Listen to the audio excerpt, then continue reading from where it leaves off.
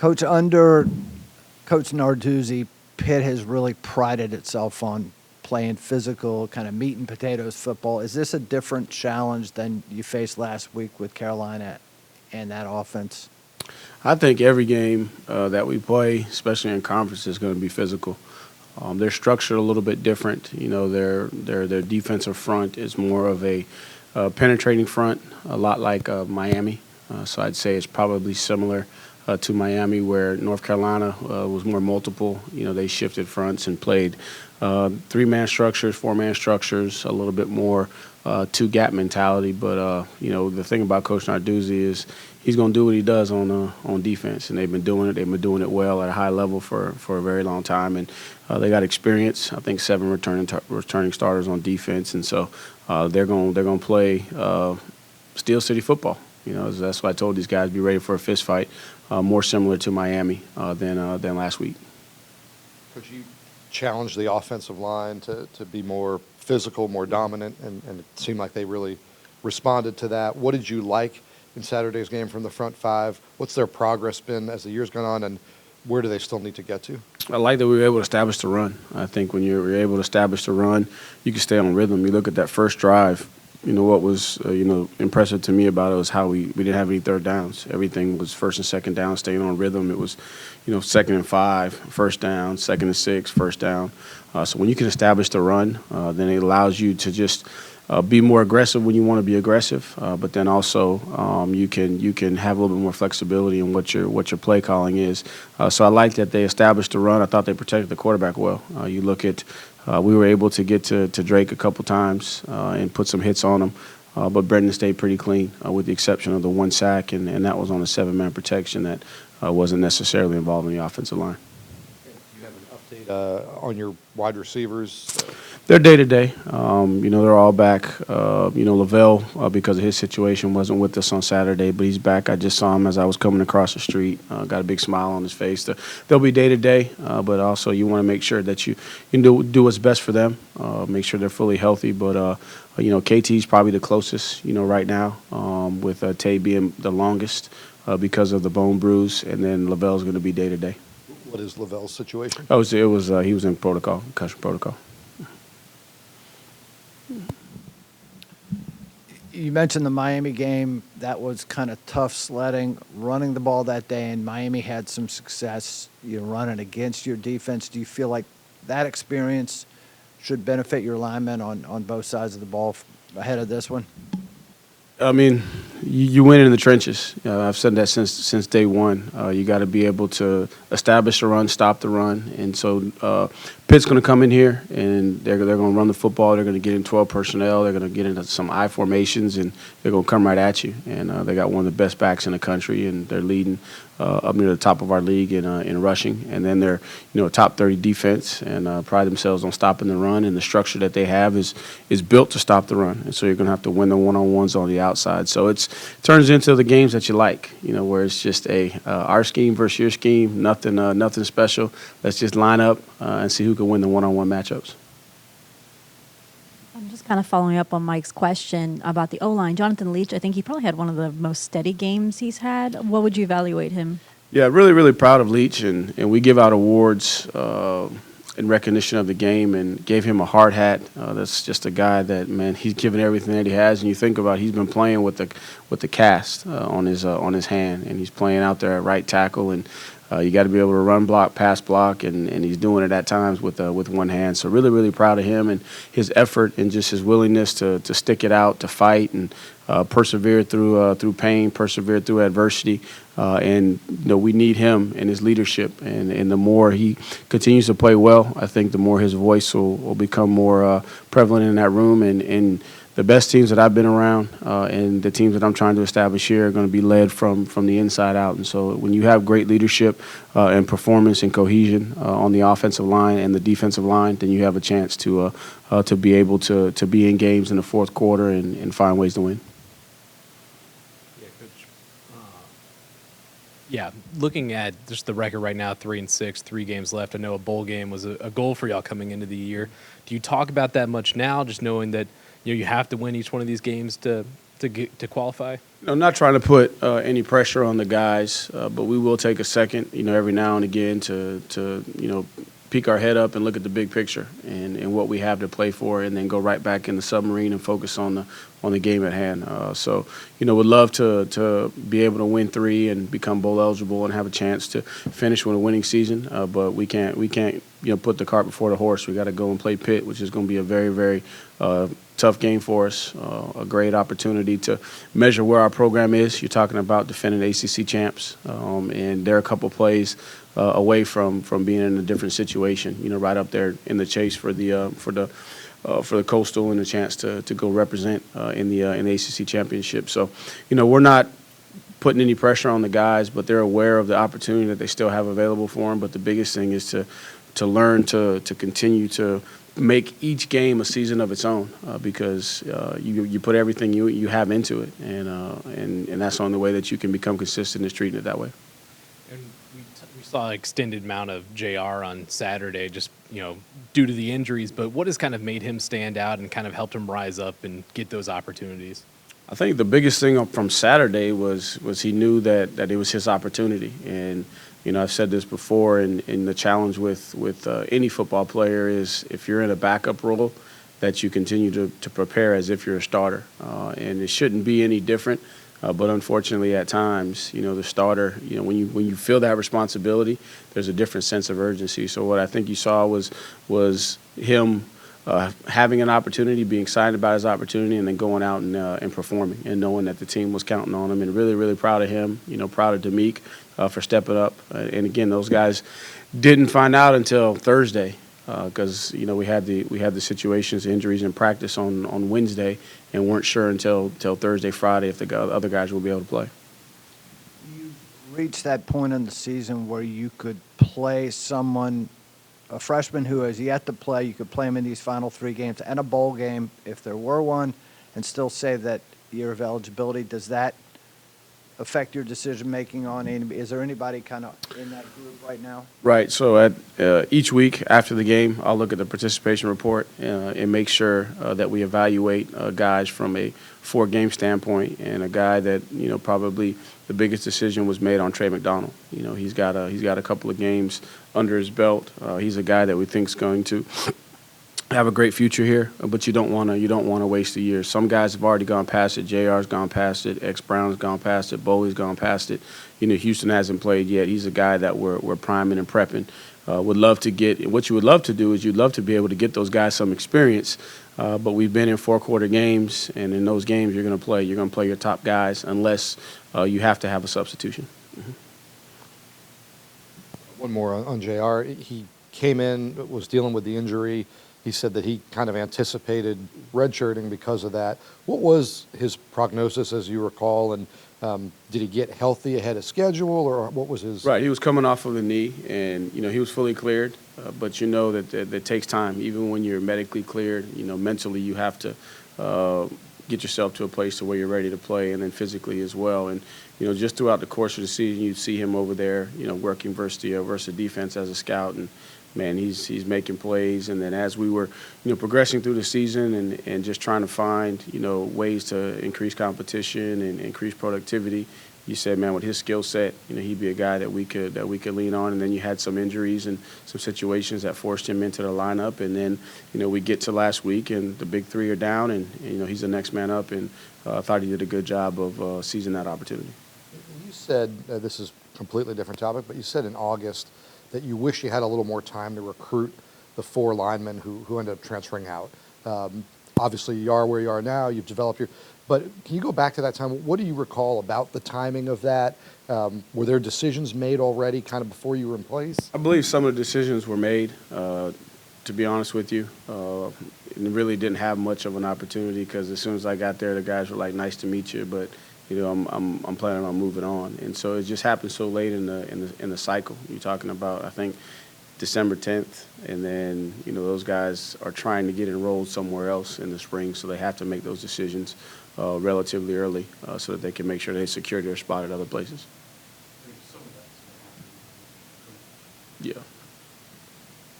Speaking of the offensive line, how would you assess where these guys are now? Are they Have they come along to your expectations, or are they still a work in progress? I think we're still a work in progress, and I think the biggest challenge for those guys is just continuity. We've had a lot of different lineups for each game. You start the season with JP playing at left guard, and now he's battling some injuries, so now you got Noah Josie in there. We've gone back and forth between Justice and Furnish, Ty at center.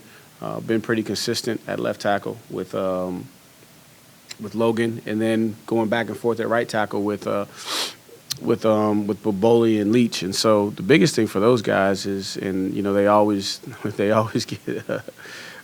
get beat up a little bit because everything revolves around the offensive line, because it's probably the hardest position to play and the one that takes the most understanding. And then there's a lot of things that happen, and they happen very, very fast, and there has to be a lot of coordination and chemistry.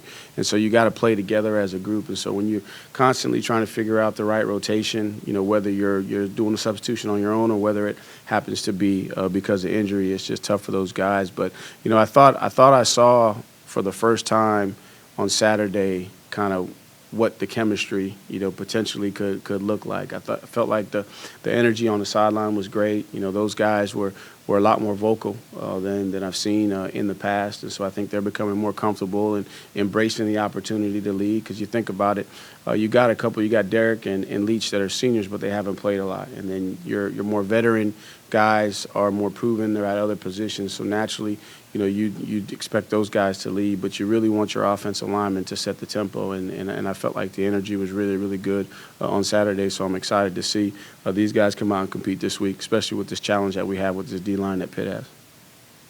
Malachi Fields warmed up before the game. Is that a final step to getting back out there? How close is he?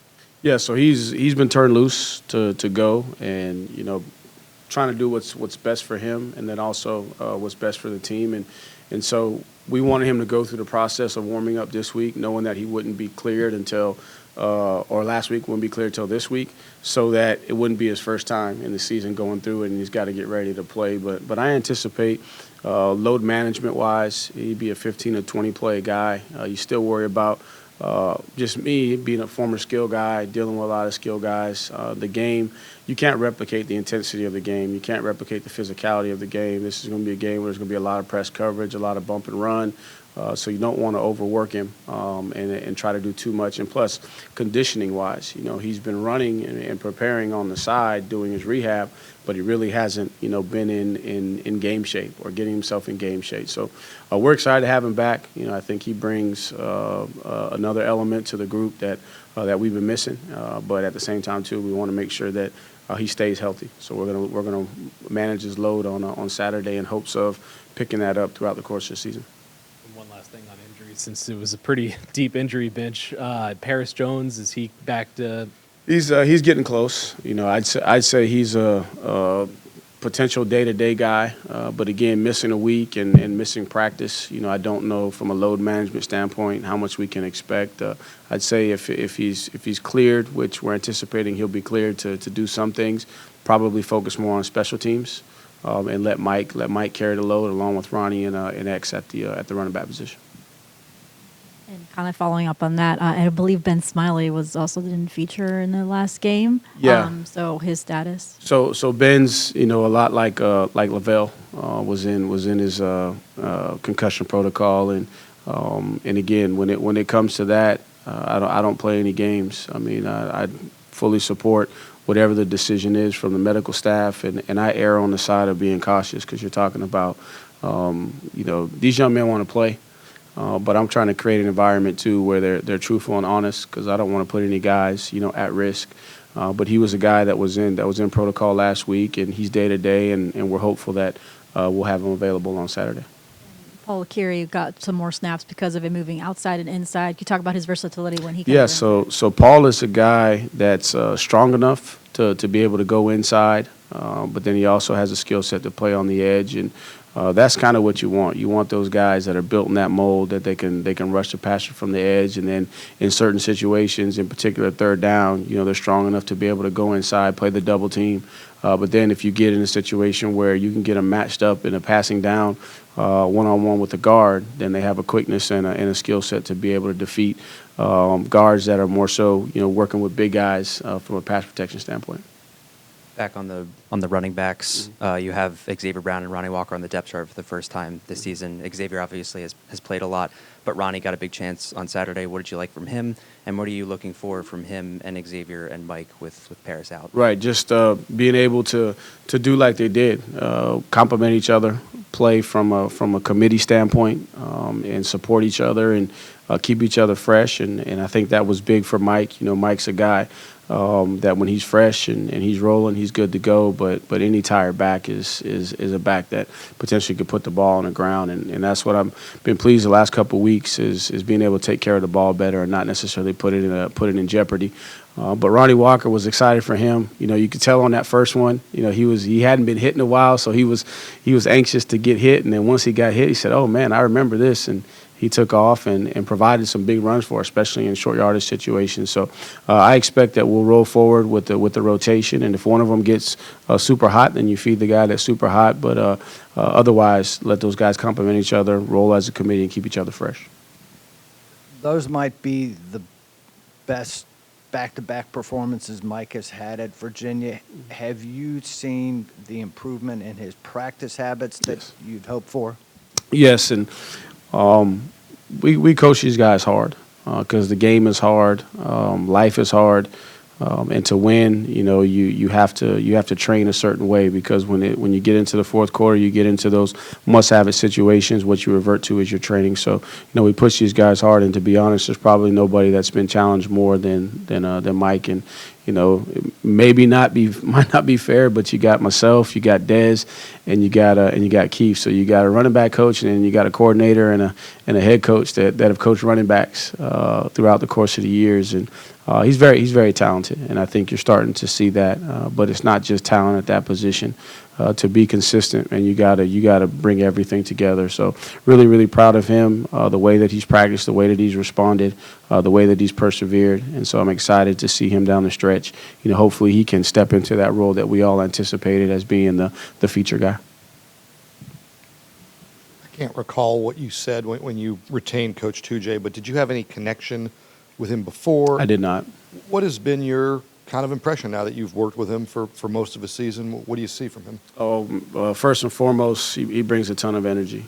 He's every day is a good day for Coach 2J. So he's got a great level of appreciation.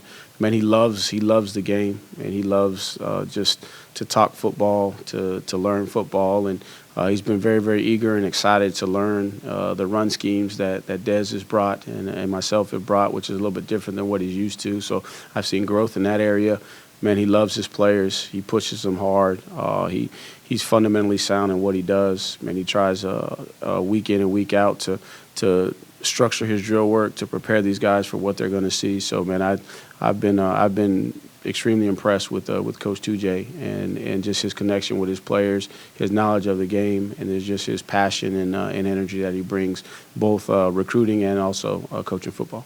And then this is completely away from the game, but today's election day. Did you talk to your guys at all about voting? You leave Right. it to them, or what's kind of your approach or take? Yeah, so a component of the program is the Cavalier Code, and it's the personal development piece of the program that I'm still working to put pieces in place to develop there. But we got a young lady that I retained that was working in operations that's kind of taken over our player engagement role within the program, and she was able to get in front of the guys and present to them just the importance of voting. And she went all the way back to the history in this country of how voting has transpired for different groups. Some of the challenges that people had to overcome to be able to secure the right to vote, and the importance of why we need to vote. And we got a couple of veterans on the staff as well. One of the Coach Potts that I retained that was in the strength and conditioning.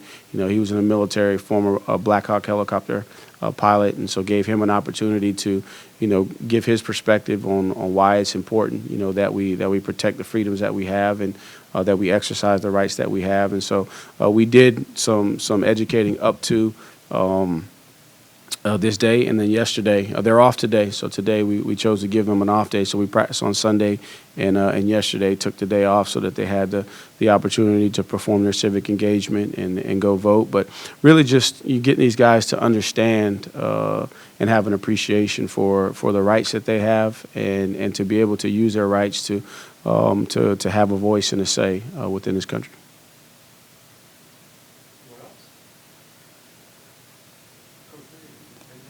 Oh man, no, nobody wants to talk about the timeouts that we wasted that cost us. Oh man. All right, come on.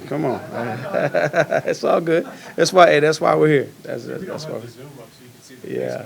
Oh yeah, that was pretty funny. You have talked about Brennan. Sometimes it's better to throw the ball away and lose it down than to get sacked. Are there situations with a punt where it's better to take the 5-yard penalty for a delay and save the timeout? Yeah, there was that situation, and obviously I know there was some people that saw me get upset, and but my frustration was not with the players, it was with the staff, and miscommunication and wanting to take a chance, that we didn't need to take a chance in that situation. And so there were some built-in checks that we were getting ready to check to that just didn't feel like it was the right time, and the only way to stop it was to call a timeout. And then the second one was just a substitution communication, just trying to get a guy that's been playing a lot of snaps, get him a sub, but we didn't get it communicated. And my frustration is because we have a lot of layers, we have a lot of individuals that have eyes and responsibilities from a special team standpoint, and we didn't get it communicated. And that's not on the players, that's on the coaches. And so that's what my frustration was. And it comes down to 4 or 5 plays, right? So if we have 2 timeouts, the first one, Brendan made the right decision, and he has that ability on that 4th and 1 situation in the third quarter. He made the right decision based off of the checks that we had in place. And so, I'd let him take that timeout any day. But the other 2 were costly because we scored. We got 3 minutes left in the game. You have to onside kick because you have no timeouts. The clock management is going to tell you with no timeouts, they can run about 2 minutes and 30 to 2 minutes and 40 seconds off the clock with their 4 downs. And so if you let that transpire, you kick it deep, even if you force a stop, you're going to get the ball back with about 30 seconds.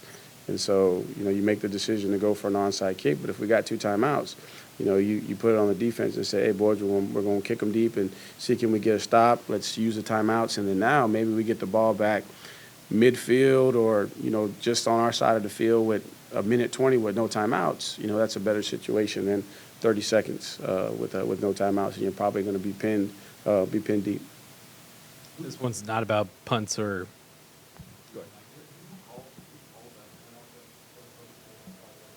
I called a timeout. Yeah, I called a timeout, and just we're getting so low on the play clock, and Keith was mentioning, hey, coach, we probably need to get out of this, so I make the timeout there, because in essence it was a call that was pretty risky, but where we were, if you look at what had transpired, we bring the ball out, we get tackled on the 14, we have a holding call, and now we're in 3rd and long, we're on the 22-yard line, and we just weren't in the right call. So rather than back it up, well, if we wouldn't have been backed up if we went with the play call. So I had to call a timeout to get us in a better call.